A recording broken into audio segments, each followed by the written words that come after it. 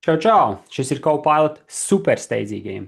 Kad būs noskatījies šo video, būs uzzinājis vismaz 20 dažādus trikus un use cases, kā Copilot chat tev var noderēt ikdienā. Sāksim ar to, ka es bieži redzēju, ka cilvēkiem, kuriem it kā ir iespēja lietot Copilot arī Teams vidē, viņu ekrāns izskatās apmēram šādi.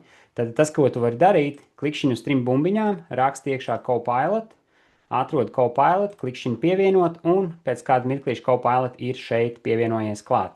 Neaizmirsti uzklikšķināt piespraust, tādējādi tu būsi drošs, ka šī te Copilot vide nepazudīs nekur. Tātad tas ir paveikts.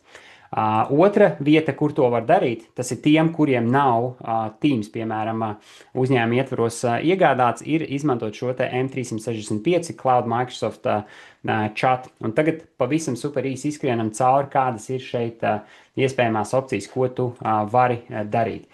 Tātad visiem tiem, kuri domā, ka Copilot ir kaut kādā mērā dumjāks par ChatGPT, tad, kā var redzēt, tad Microsoft izmanto tos pašus OpenAI modeļus, tātad GPT-5.2, un ir ātrā atbilde un padziļinātā domāšana.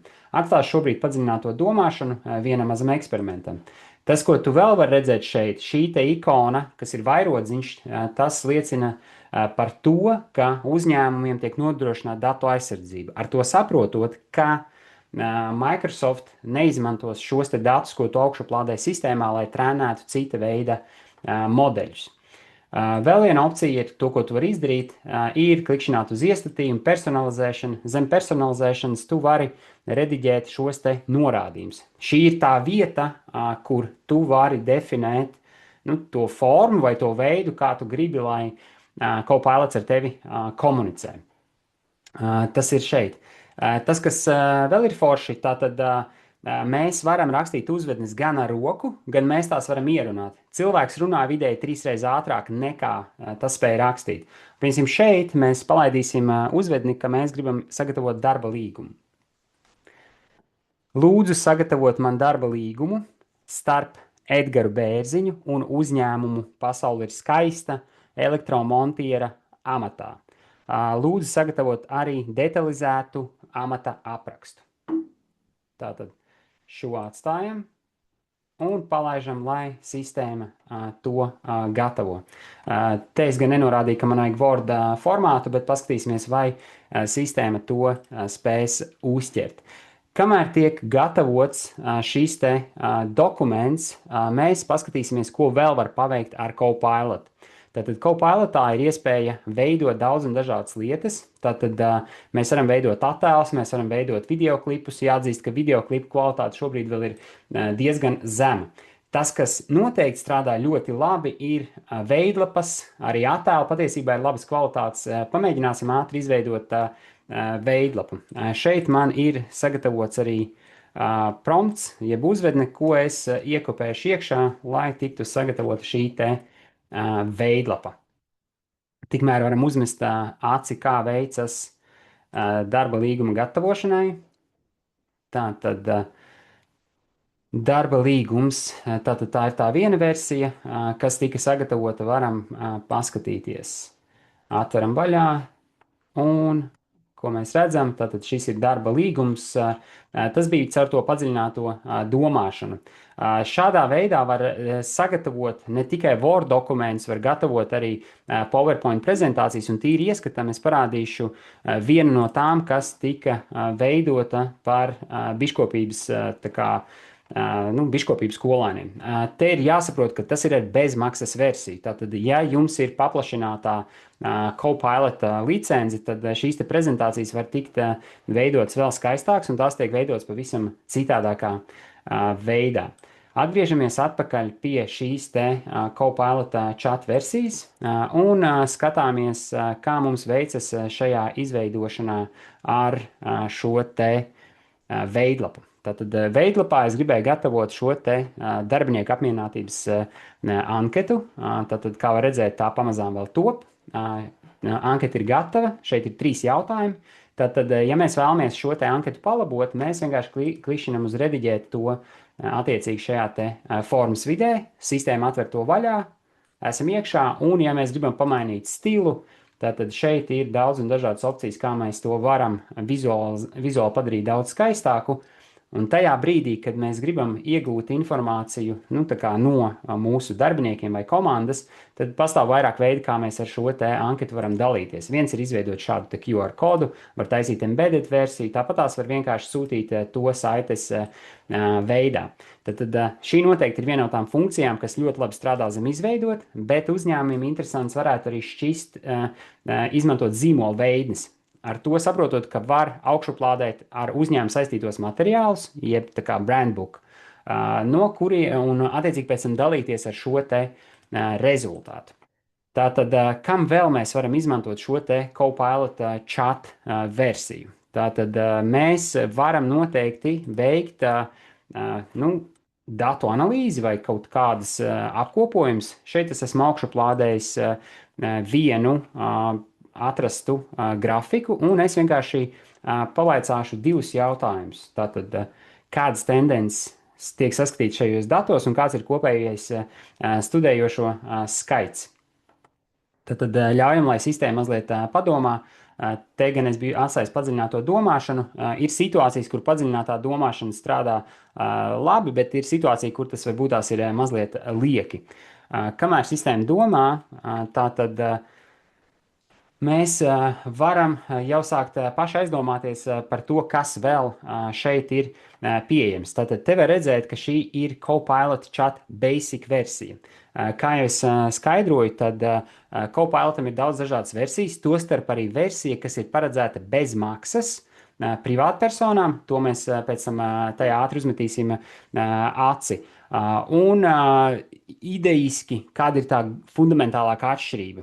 Ja jums ir maksas versija, tad jūs varat izmantot šo te WorkIQ režīmu. WorkIQ režīms ir tas, kas atļauj ietapoties vai tā kā izmantot uzņēmuma datus, ievērojot tos pieejas līmeņus, ko jums ir definējuši IT cilvēki. Te izskatās, ka pārāk detalizēti tas viss ir aizgājis, bet dosim vēl iespēju padomāt. Tātad aprēķina cilvēku skaitu, noskaidrot dzimumu sadalījumu, tātad vēl tiek domāts. Tātad šādos gadījumos var noteikti pārslēgt uz nevis padziļināto domāšanu, bet automātisko režīmu, kas ļaus to izdarīt daudz ātrākā veidā. Tātad skatāmies, ļaujam, lai sistēma pabeidz savas darbības. Tātad tas ir tas, ko mēs te varam redzēt. Tātad kopējais studējošo skaits ir 74,790. Šajā te bildē var redzēt, ka te īsti neparādās šīs te kopējais studējošo skaits. Tas nozīmē, ka sistēma pati spēja tā kā saskaitīt visus šos te datus, un tie ir pārbaudīti dati, jo es iepriekš esmu skaitījis arī to pavisam citādāk. Tas, ko mēs vēl varam redzēt, kādas ir šīs te galvenās tendences, tādu vienkāršu apkopojumu no materiāliem, ko jūs atrodat vai ar kuriem kāds ar jums padalās, var izgūt no šīs te Copilot chat versijas. Attiecīgi šeit ir šīs te skaidrojums, kas un kā, tā kā droši var pamēģināt un saprast. Vēl būtiski un interesanti ir tāda funkcija kā uzvedņu galerija. Ko dod šī te uzvedņu galerija? Klikšķinam atkal jauna tērzēšana, aizējam pie skatīt vairāk.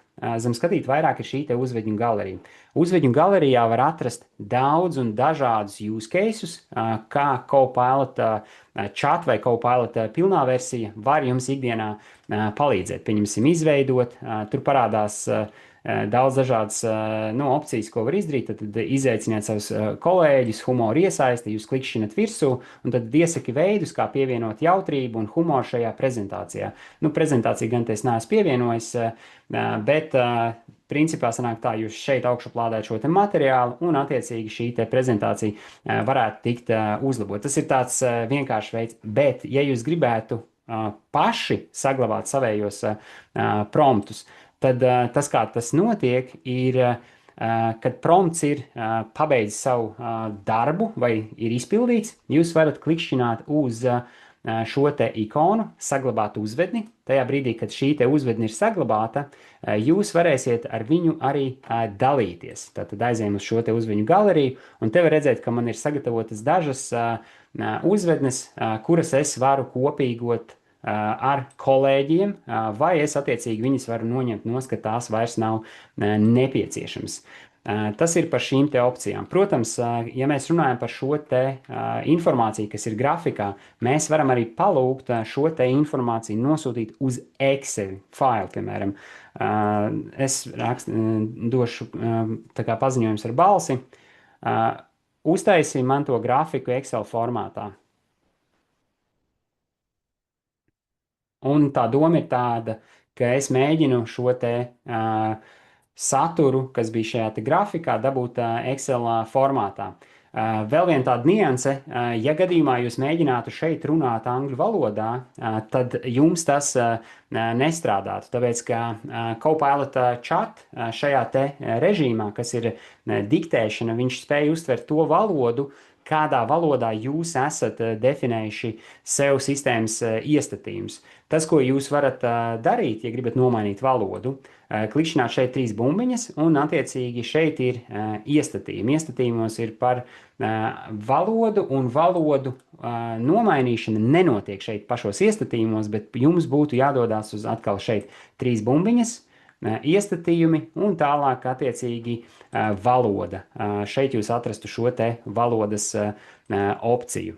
Atkal šis bija mazliet pārspīlēt ar šo te padziļināto domāšanu. Noteikti var likt vienkāršoto versiju, lai tas neaizņemtu tik daudz laika. Tad nomainīsim uz automātisko režīmu un apstādināsim, lai tas tiek izdarīts ātrāk. Uztaisi man grafiku Excel. Tātad skatāmies, kā tas notiksies. Šobrīd tai darbībai būtu jānotiek jau daudz ātrāk. Tas, kas vēl ir svarīgi, ja jūs gadījumā lietojat šo te Copilot caur šo te webisko versiju, kas ir Microsoft Chat, un pieņemsim, jums ir iespēja arī lietot to Teams vidē, tad visas tās diskusijas, kuras jums ir bijušas šeit, šajā vidē, viņas sasinhronizēsies arī ar Teams vidi. Pie pilnās versijas patiesībā jums šī te sinhronizācija notiks starp visām tām vietām, kur tas ir iespējams, piemēram, Wordā, Excelī, PowerPointā un tā tālāk.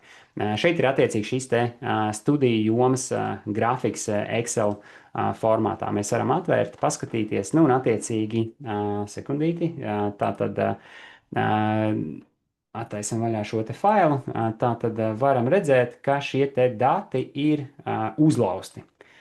Un interesanti ir tas, ka var ne tikai mēģināt datus attiecīgi pārveidot šajā te digitālajā formātā, bet pastāv iespēja arī mēģināt atrast datu avotu tikai balstoties uz pašu materiālu. Man tas ir izdevies diezgan bieži, un tas ir tādā situācijā, kad, pieņemsim, jūs esat tikuši pie materiāla, un jūs domājat, kāda varētu būt šī materiāla izcelsme, jūs varat pamēģināt, varbūt tās arī jums izdosies atrast šo te pašu datu avotu. Un viena no tām beidzamajām funkcijām, ko es vēl šajā super īsajā versijā, super steidzīgajiem gribēju parādīt, ir Copilot izmantošana Microsoft Edge vidē. Ikdienā es pats lietoju gan Chrome, bet ja tiek izmantots Microsoft Edge, kas bieži vien valsts pašvaldība arī lielos privātos uzņēmumos ir kā standarta iestatījums, tad Edge parādās arī, Copilots parādās arī šeit, augšējā stūrī. Un atkal, tas ir šajā te bezmaksas versijā. Tātad šeit es biju paskatījis tādus datus, kā Latvijas iedzīvotāju skaits pašvaldībās, un, protams, mākslīgais intelekts var tikt izmantots, lai veidotu šos te informācijas apkopojumus un tam līdzīgi. Tātad šeit, tur, kur ir šīs te iespējas tērzēt, jūs varat klikšķināt atkal jaunu tērzēšanu, tikpat labi jūs varat klikšķināt uz vecajām sarunām, un tad, attiecīgi, jūs varēsiet redzēt tās iepriekšējās sarunas, kas ir bijušas. Un nu jau pavisam 2 lietas atlikušas šajā super steidzīgajiem.